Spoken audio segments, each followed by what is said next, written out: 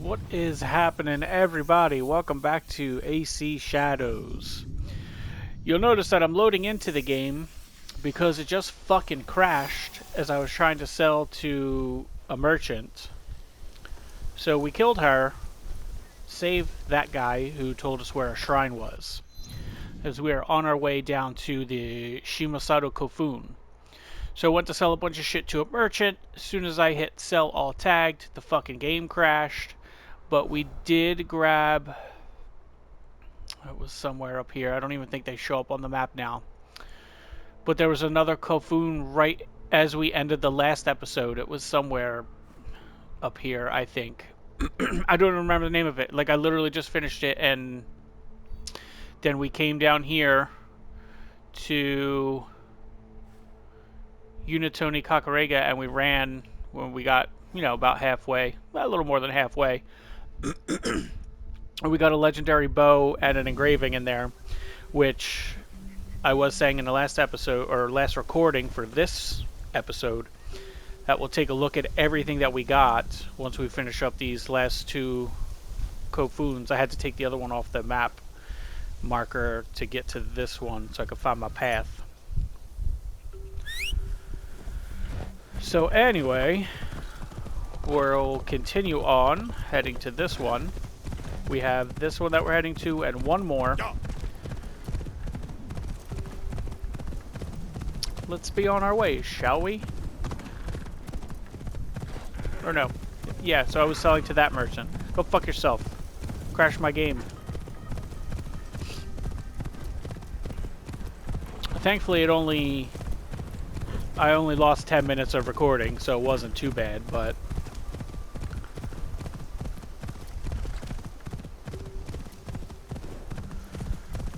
It seems like it's gonna be one of those fucking days.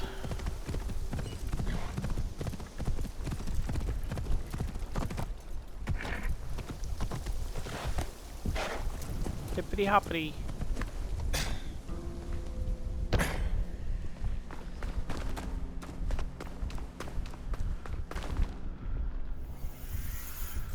Well, good thing we're Yasuke, because this is another Yasuke adventure. I mean, the other one that we did, it was straightforward. You literally run in, you make like 2 turns, you do 2 jumps, and boom, you're at the chest. There's a couple of general trash bad guys in there. Oh no. The chest! Give me the loots! Okay. Oh, we probably gotta swim. Haha! We finally get a swimming. Finally go swimming.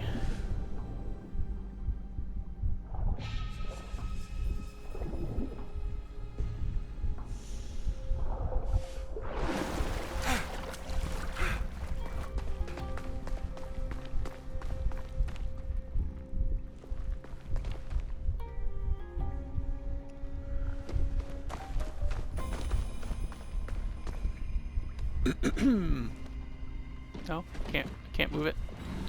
Oh. What the hell?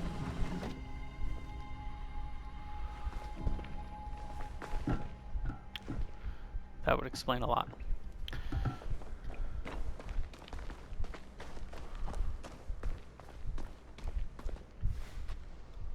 Just put it down, please.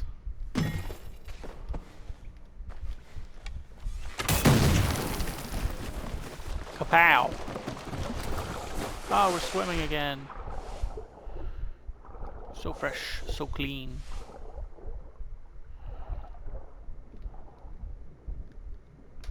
Why won't you swim down, dude?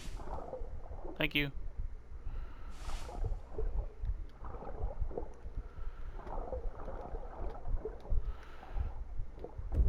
Route.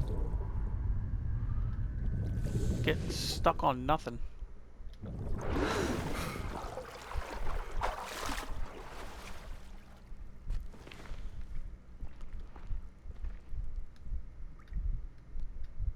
Oh, so it's gonna be like a long one. Got it.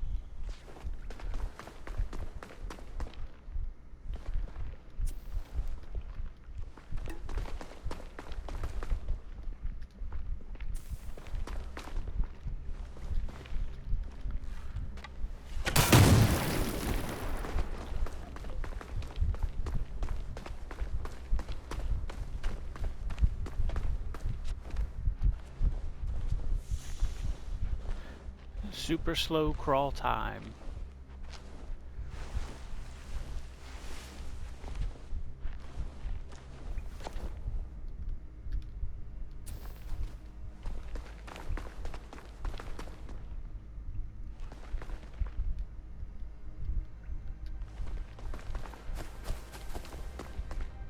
I think this is where I tried to come in.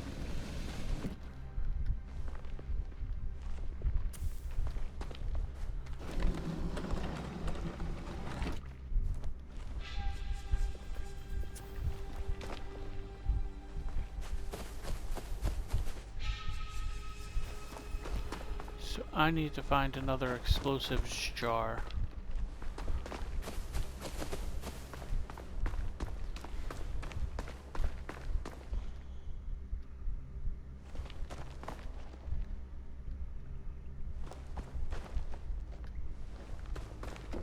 Herm.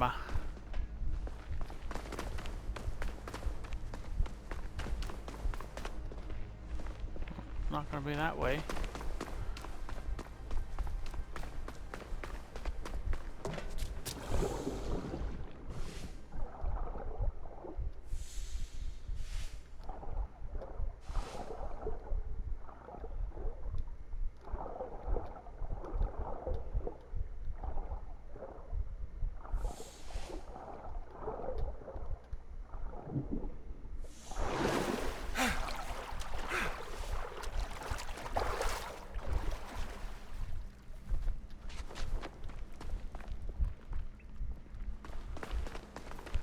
Didn't see this before. Oh, no I did. I'm dumb.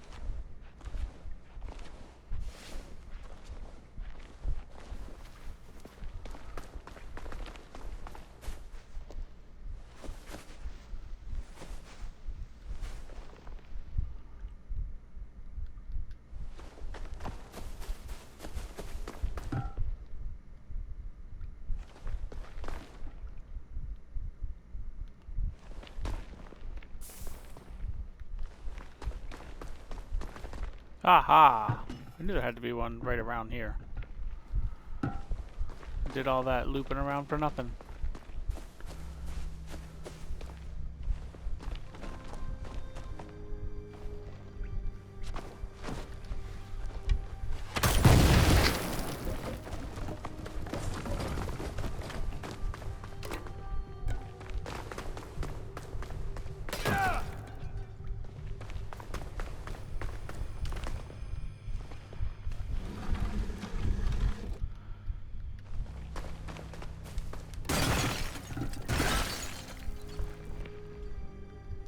We have to use it to jump.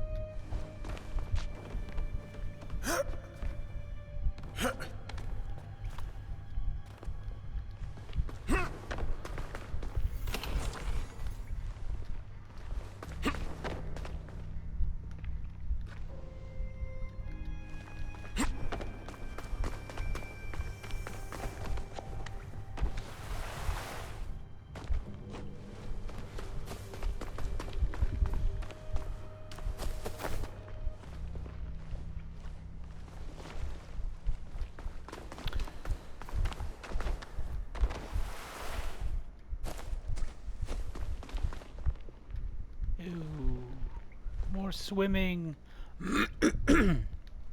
In we go. Wahoo!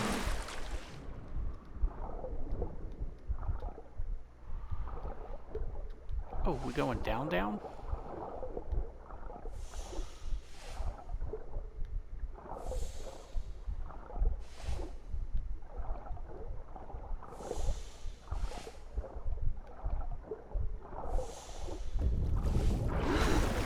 Damn, he lost his breath quick on that. Kakarega.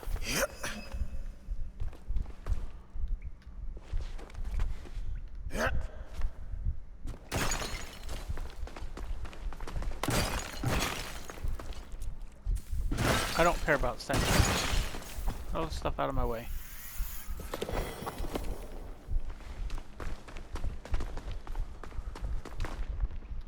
Oh. Well, okay then.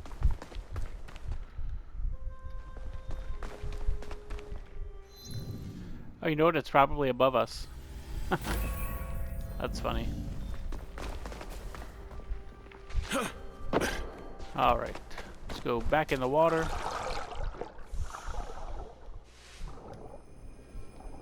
Over the rock, please.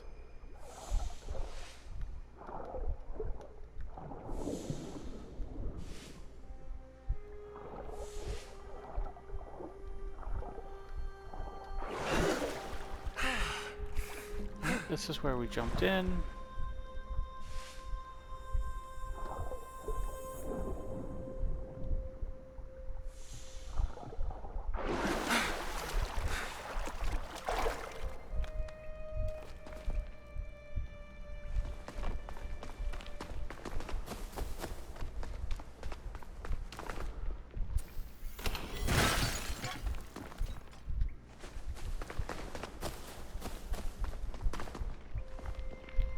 Like, these are unnecessarily long and complicated. Alright. I'll bring the explosive over here, clear this, drag the thing over, use it to jump. Oh, you bitch.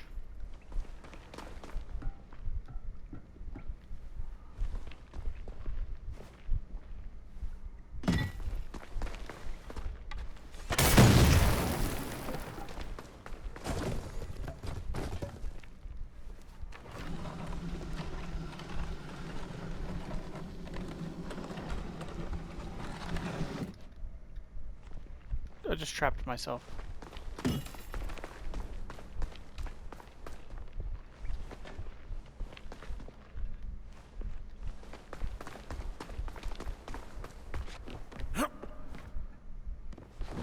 Wow, what the fuck?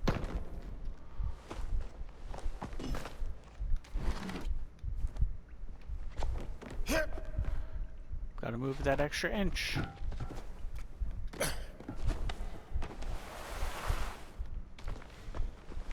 And we've made it. Let's see what we got. Riddle of Steel and Impactful something, I didn't even see it. Anyway.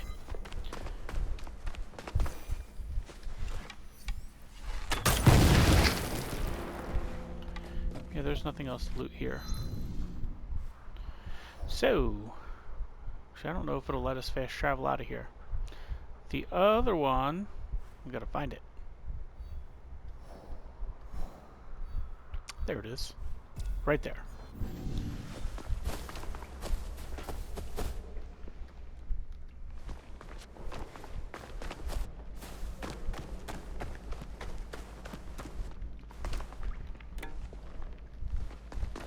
I'll just let us right to the way out. Not too bad. We're free!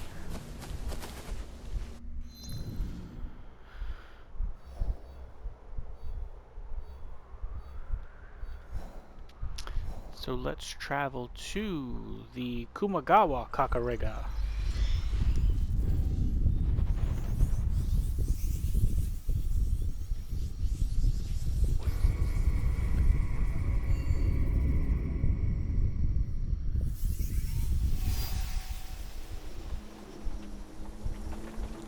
Let's refill just in case.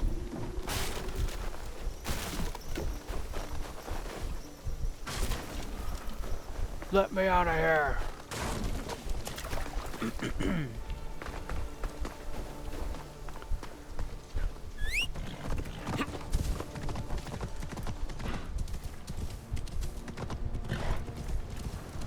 Let's go.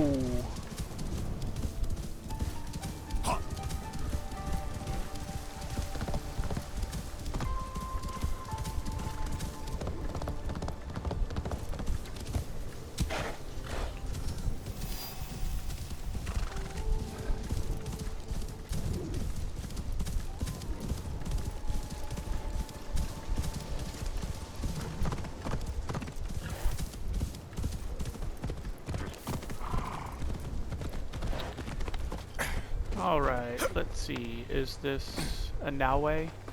Only now I can Yes. get inside this Kofun. So we will swippity swappity over to Naue.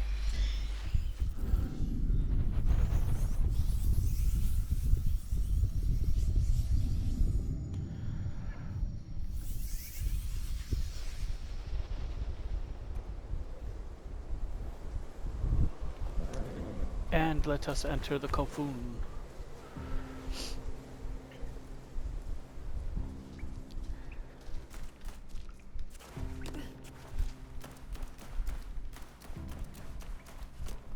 Bad guys. Thank goodness we brought these Chinese grenades. Chinese! Blow it up so we can leave it. Kapow! Now you're all dead. That's what you get for going to the Chinese.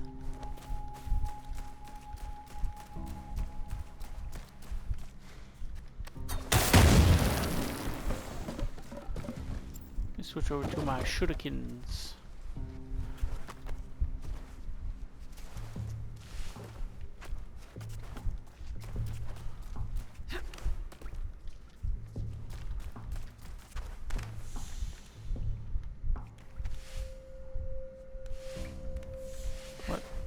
What?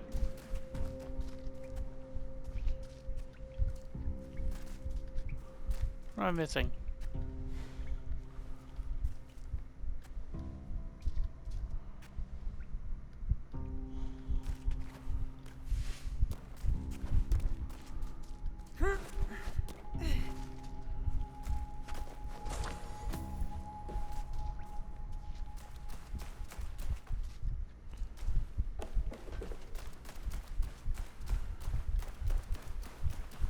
Am I confused already?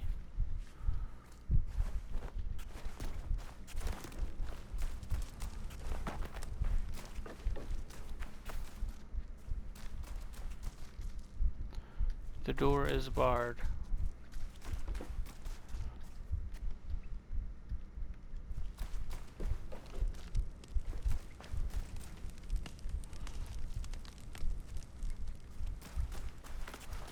Okay.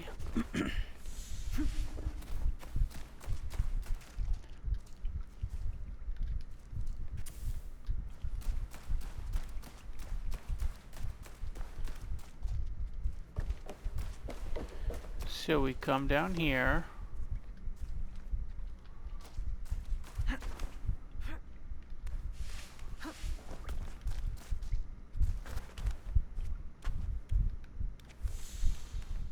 But there's nothing here. Is there something that I am not seeing?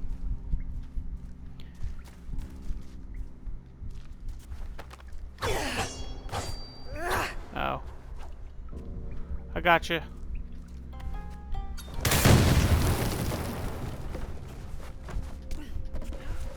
I knew this wall looked a little suspicious.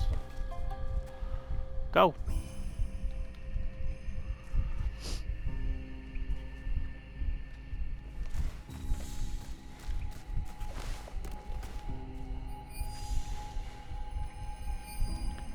Couple other treasures. Oh, there's one right there.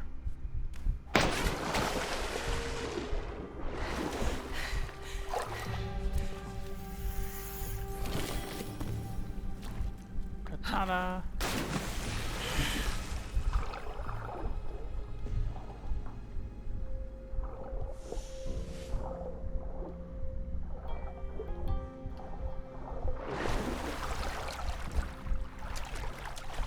Is this another case of I can't see what the fuck is supposed to...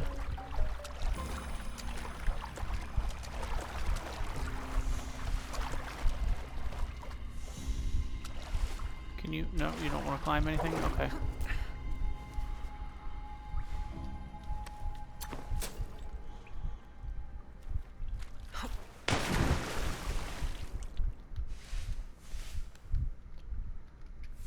No, you're not climbing anywhere? Okay.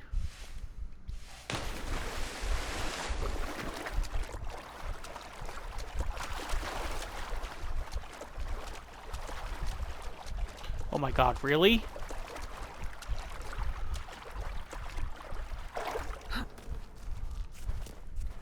I'm just struggling right now. What the fuck?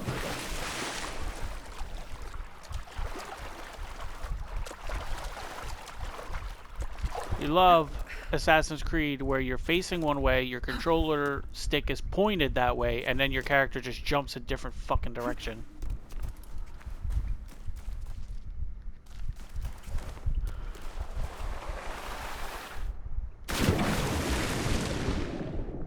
Nothing in the water.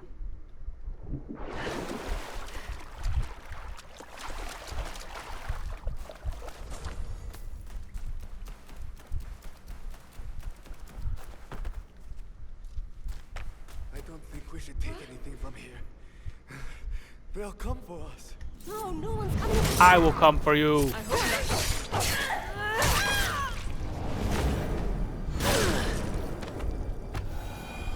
See?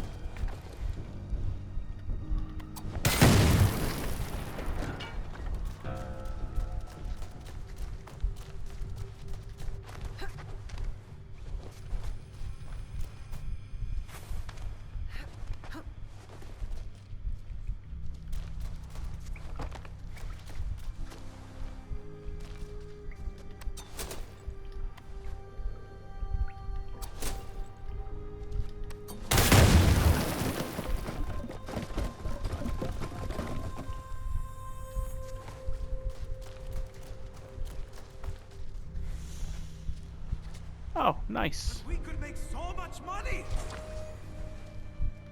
How did you guys even get in here? Doesn't matter. Wow. Rip. Alright, we got the Stoneheart Kusarigama, Spread Affliction with Combo Ender.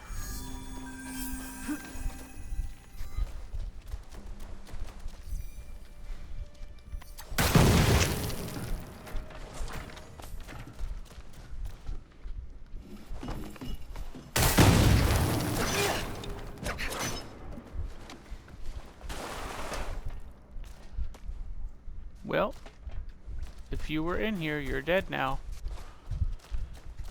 And we're back at the beginning. I think these were the 3 easiest ones in the entire game. The 2 that we covered in this video and the one that got deleted automatically by the PlayStation after the game crashed.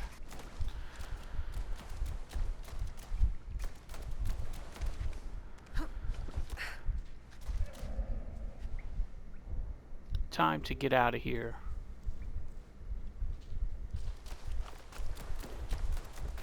Big jumps. Alright, let's take a look at some of the stuff we got, shall we? My headset cord keeps getting caught under my chair leg. So, we'll start off with everything we can check out on Naue. Start with our katanas. So we got the Eye of the Dragon that we're using.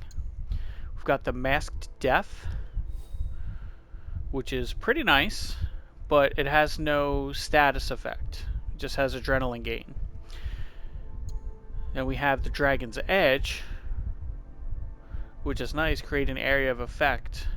But area of effect like what? Because it has no status effect. And then we have all these. Now we have the Kusarigamas, we have the Death Bloom, which I think we had on us. We kept. We have the Featherstorm. Instantly charge posture attacks. That's cool. What's this? Increase impact on alternate attacks. Now we have the Stoneheart. Spread poison affliction buildup with combo ender. That's nice. And we have all these epics. Oh no, we have the Ocean's Grip. So the Ocean's Grip is the one that we kept. And then we looted the Death Bloom. Moving on to the Tontos. Let us just use the Tonto for comparison. Warrior's Garden is what we're using. And we got the Yukimitsu's Revenge, which has poison buildup and afflicted enemies are vulnerable. That's nice. You can hit them super quick with the Tontos, get them poisoned, and then they're vulnerable. And then we also have the Scarlet Fate, which we kept on us. As far as head stuff goes, why did I even say that on YouTube? We have the Last Dance of the Onryo mask. Pretty creepy. A lot of health. Crit chance is nice. Adrenaline gain goes down a little bit. 5% health on next hit after using abilities. Not that great, but we have the Urei Walker Hood. Health goes down. Adrenaline gain is down.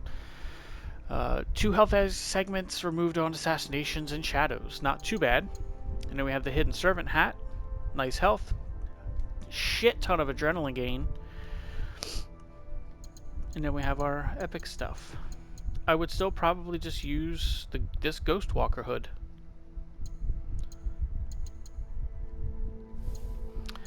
Alright, as far as our armor set, we're using the peasant clothes. We got this Master Stroke outfit, which looks pretty good actually.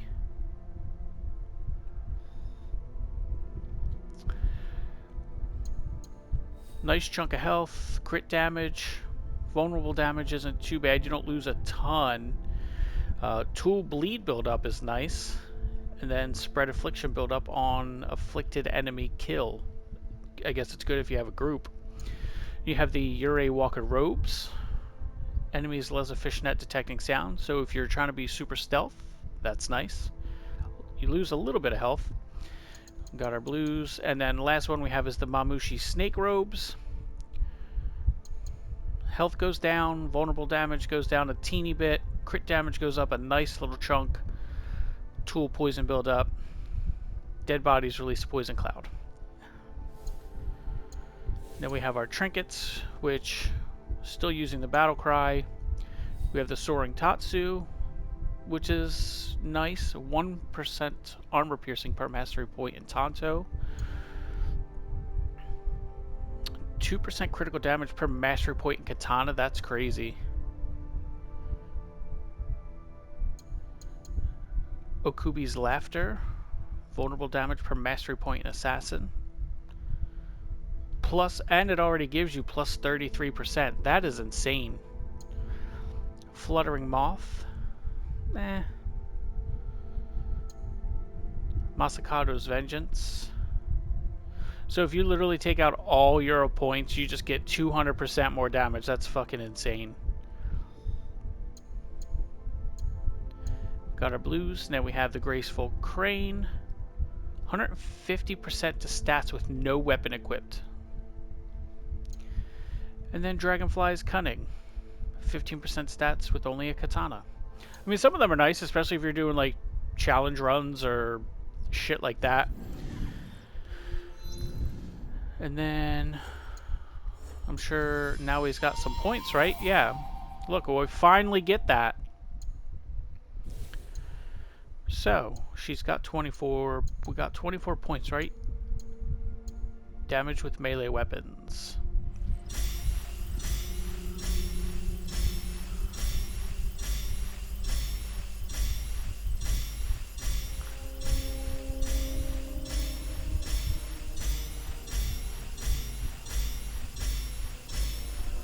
%30 increase, that's crazy.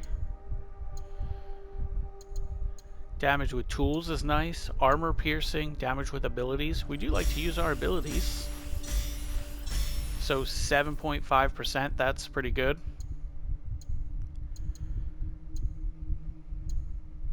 I mean, you'd literally have to just farm experience points and do every single thing in the game to even max this tree, which I feel like they could have mixed and matched some of these around better. Not that it really matters. So let's swap over to Yasuke.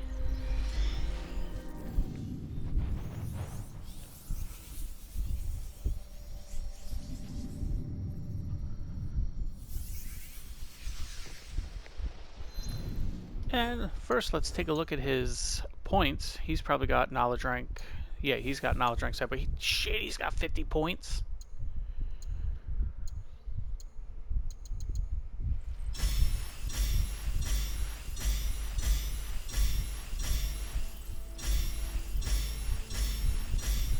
I wish you could spend multiple points.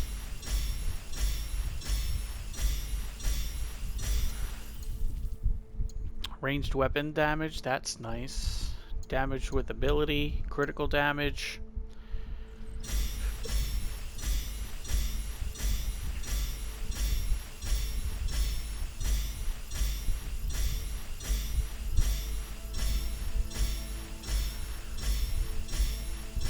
And then we still have 10 points.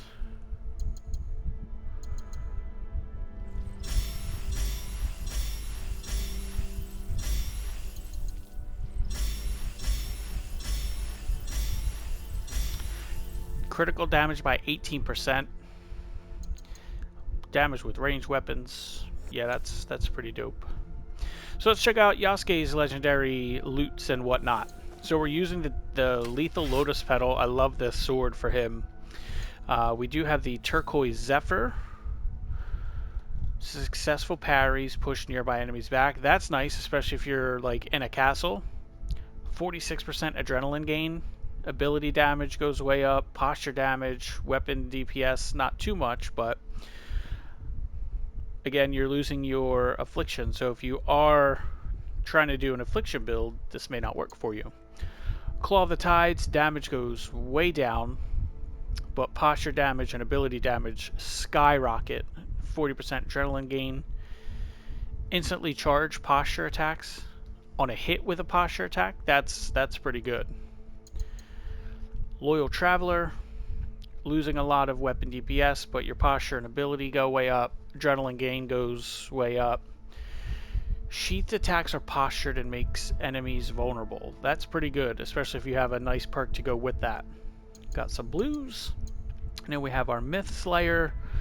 Weapon DPS, everything just goes up, but you lose your affliction. Combo enders are postured, making them vulnerable. Now we have our Crimson's Edge, another pretty decent sword with a nice affliction build-up.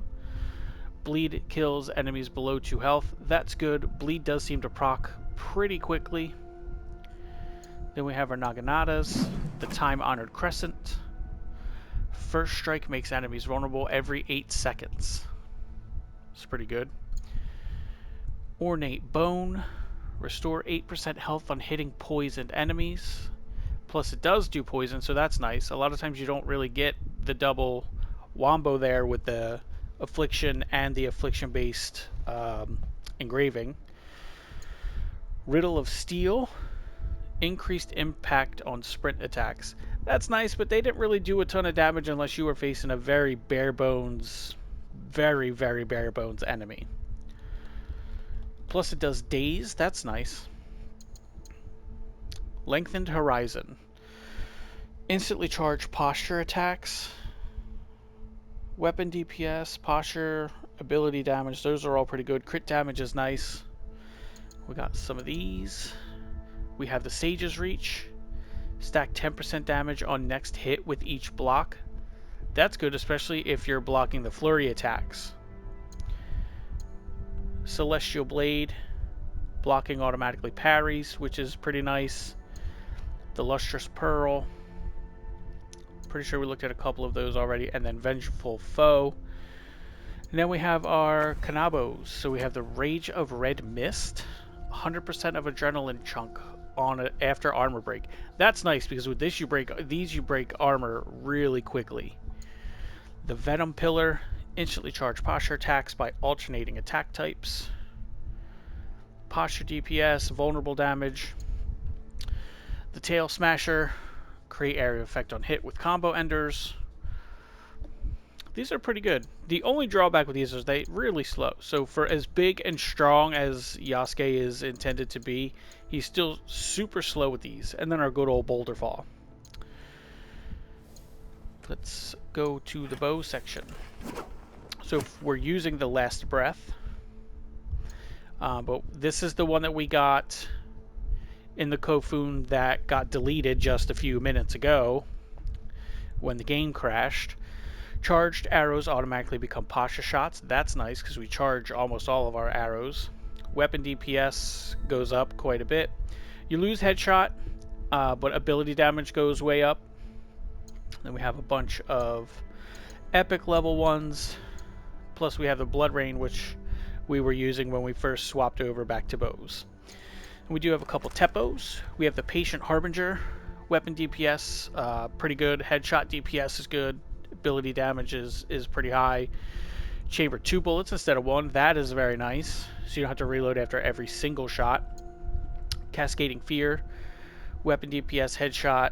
Very nice. Ability damage stays literally the same as the bow. Kill enemies below 25% health on headshots. Most enemies die with headshots when you're this level. Got some epics. And then that does it for the weapons. Looks like we got another horse, or ones we didn't notice on Yasuke. Kizami and Hawk. You can see we got quite an array of horses to choose from now. Let's check our headgear. So we're using this epic Kabukimono headgear. We didn't find anything I liked over this. So we have the ship captain's mask.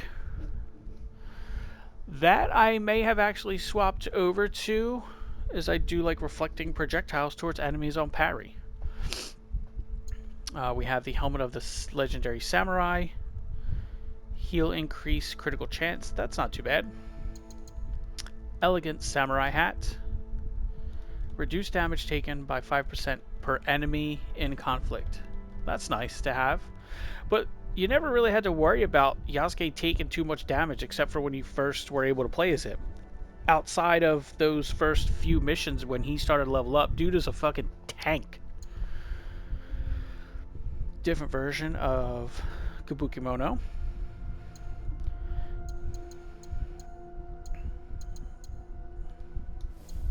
And then let's check the armor. So still using the Protector's armor. Can parry unblockable attacks. I mean, that's crazy good. You might lose out on some health and some other stuff, but just to have that on your armor is pretty damn good. So we have the Cinder Oni, which a little bit more health, crit damage, and vulnerable damage. Would have been a solid upgrade. Reflect 10% damage. Not too bad. Defense Master Clothing. Restore 10% health on next hit after a parry. That could come in health, or come in health. That could come in handy if maybe you're not super high leveled and you get this at a low level. Extravagant Kabukimono outfit. Health is relatively close. Crit damage, vulnerable damage. 100% of a chunk on weak point attack. Elegant Samurai. Posture damage per adrenaline chunk filled. That's not bad. So if you don't really use a lot of abilities and you have all 4, that's 80% posture damage. Especially if you're using a lot of posture attacks. Or you have some of those perks that turn like sheathed attacks into posture attacks. Your bow shots are posture attacks. Ship captain's gear.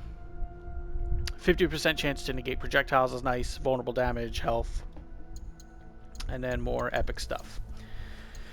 And then the trinkets, Kitsune's Trickery, which we like for the 1% health per samurai point. Cerulean Core, we managed to get from, you know, the Animus rewards. Scale of the Koi, 1% armor piercing per Kanabo point. The Headhunter, 15% stats with only a katana equipped. Fujin's Tempest, that's nice. A nice chunk of health, crit, and crit damage. 10% damage per alerted province. To be fair, the seasons really don't last that long for that to really come in that much handy, especially with all the running around you would have to do. Howl of the Dragon. 2% critical damage per mastery point long katana. Pretty sure we have long katana max, so that is a lot of crit damage. Plus the already 38.5%. And then we got this for basically completing the story. Naue has it as well. And then we have our epics. Minogame's Protection. 50% damage per empty armor piece. I mean, you really only have, what, your 2 slots for armor. So if you take all your armor off, you get 100% damage. Actually, if you use that instead, you could also use this one instead where you don't have to take anything off. You just don't have your points, which means no skills, but your damage goes way up. So, you know, Either or, I guess. And then that does it for all the loot that we got. I'm sure there is more out there, but all the chests um, that are just around the map were found. I'm sure there may be some more castles. There may be a few more coffin tombs to locate, but to be honest, pretty much done with the game. You know, we're about 41 minutes in this episode, so we'll just do a little bit of a review. Um, the game was solid. It was... Horse, what are you doing? It was better than I honestly thought that it was going to be, especially after Valhalla and Mirage. Mirage wasn't too bad. It was kind of a throwback. You know, no crazy stuff. Very bare bones stealth. Combat was okay, but not intended for you to take on, you know, 4, 5, 6 plus enemies all the time. But I did anyway. Valhalla was just, you know, hot garbage from the moment it dropped. It had poor performance. The story was kind of lame. It took place more in the American setting than it did in Norway. But back to this game, we played it on performance mode on regular PS5. The game looks very good. Performance-wise, had no major issues except for the hideout dropping down to 30 FPS. But that was a dev decision. That's how they made it. But then they fixed it, you know, a week ago. Minor graphical errors, like with the crops, trying to loot them from the castles and whatnot, where they would kind of bug out to like PS1 style graphics for whatever reason. But no real like lagging, hiccuping.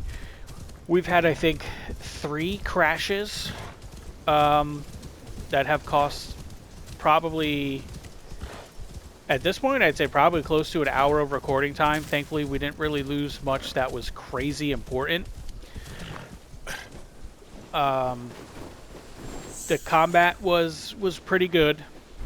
Some of it a little, you know, getting used to with the blocking of the flurry attacks and stuff like that. The game could definitely get some more quality of life improvements when trying to navigate all of your gear. If you're putting stuff into storage, when you're trying to sell stuff, it's just very slow, and it takes you so far out of like whatever you may be trying to do. It just, all that stuff takes so much time. The hideout builder, there are people that love doing that stuff. I don't really care for it. It is what it is. But the hideout was pretty much useless unless you built it up, in which case you know, you got some perks, you know, some experience, your rations heal more, you get your scouts. But if you're not really interested in that and you can deal with not having those extra perks, then the hideout serves zero purpose other than, you know, upgrading your weapons, which doesn't take very long. The navigation of the game, running around, traversing the map, all of that stuff, to me personally, pretty terrible. Not being able to like climb a mountain or climb small like rock areas, especially on Yasuke, is incredibly frustrating. That's not what Assassin's Creed is. Like, you're parkour, you're running, you're climbing, and I get that Yasuke is not an assassin, but dude is strong as fuck. Like, he's huge. He's insanely strong for like an Assassin's Creed character. So he should have no problems pulling himself up a building or climbing up a tiny rock wall. But all too often you run into something like even like that, where sometimes your characters are struggling to climb up, or you're just not facing it, you know, flat head on, which has been a gripe of mine for a bunch of games, where sometimes the climbing and the parkour is pretty janky. I mean, it's Assassin's Creed jank, so you're pretty much expecting some of that. But not being able to make it up some of these hills where your character just won't go up them, and shit like that because they're a little steep, or your horse can't even navigate up the hill without going to -10 miles an hour speed. It just doesn't make any sense to me. Like, I get it, okay, they're mountains, you shouldn't just be able to walk or run up there. But we have a grappling hook, we've got, you know, kunai, you know, stuff like that, that should enable us to at least be able to scale a mountain a little bit better than having to use, you know, some people, I've used it a few times in this episode actually, the Pathfinder, to navigate around a mountain, to go way out of your way just to get to, like, a shrine or your quest objective. It just feels incredibly dumb to me to have to deal with that. Oh, big group of people.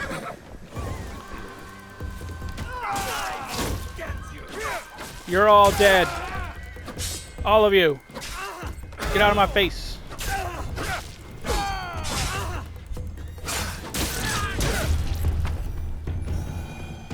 Oh, that guy did die. Okay, cool.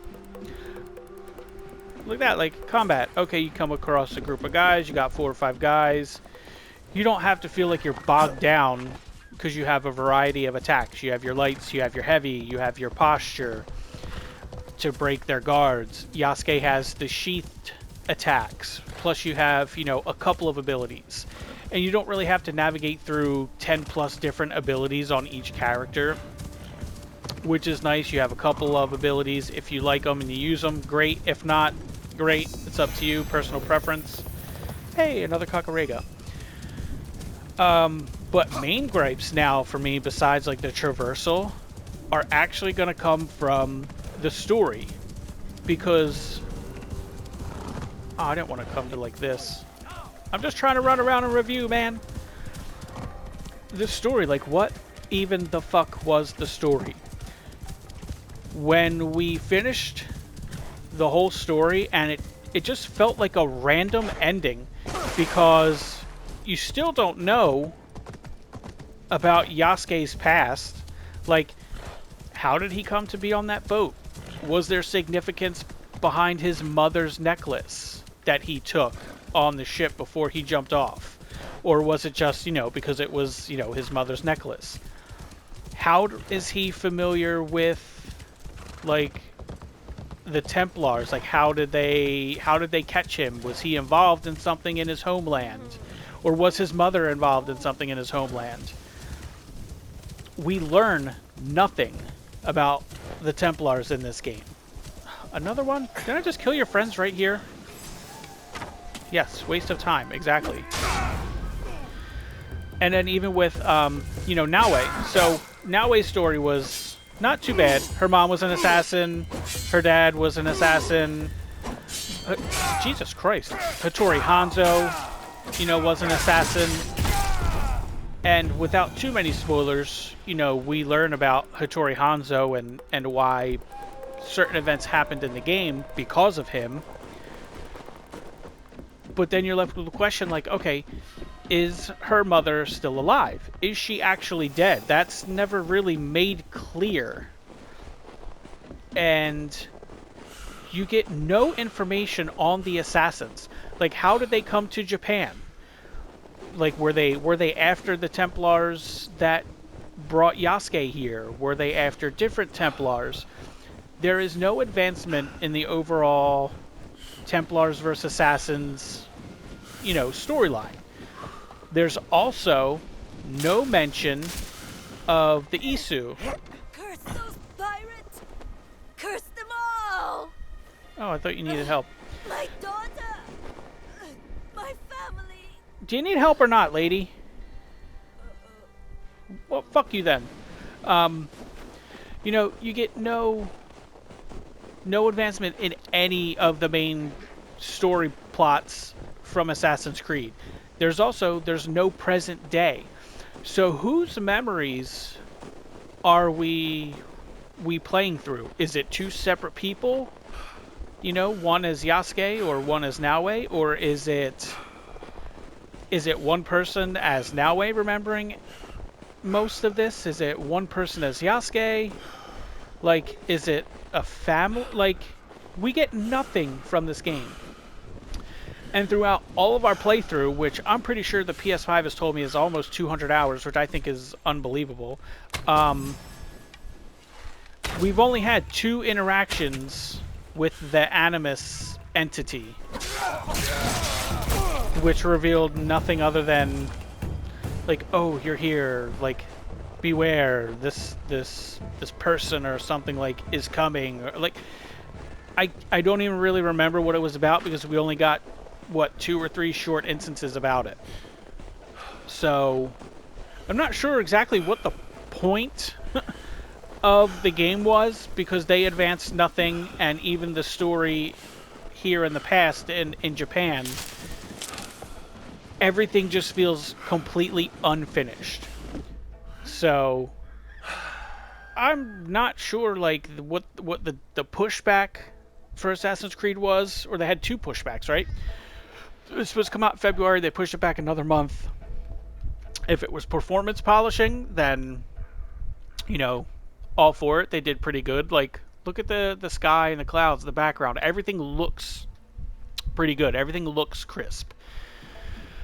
Of course, there's janky animations that just don't look good or may not perform as well.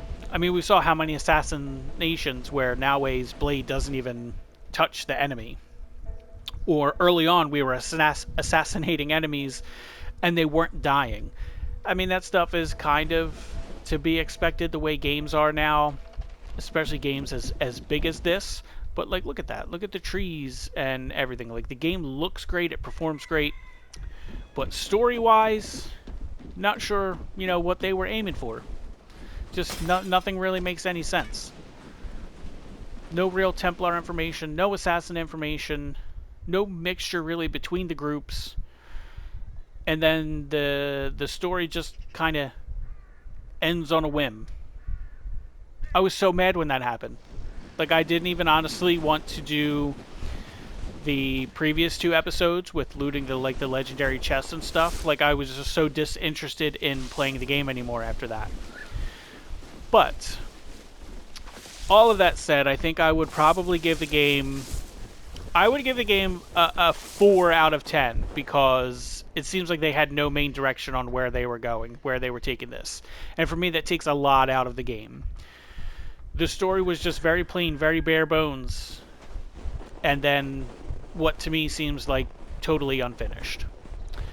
Maybe they're planning a big DLC, or they're planning a whole, maybe, second game. Who knows? Especially now with Ubisoft having what they're selling, or they've already sold their big properties to the other company, whatever. So, but other than that, playing as Yasuke was great. Naoe was solid. You had 2 completely different play styles.